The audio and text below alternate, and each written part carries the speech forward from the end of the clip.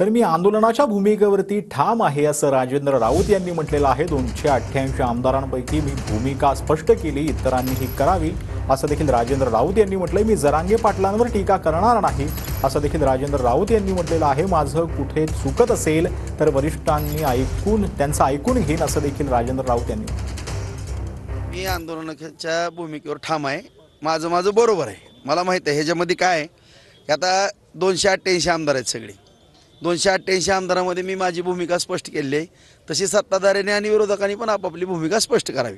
मी टीका करणार नाही। मी फक्त त्यांना दिशा एक कसं आहे, माझं पण मत मी प्रामाणिकपणाने सांगतो की माझं जरी काय चुका लागलं आणि मराठा समाजातले जे आंदोलक आहेत किंवा जुनी जाणती माणसं आहेत ह्यांनी जरी मला मार्गदर्शन केलं तर मला आनंद होईल।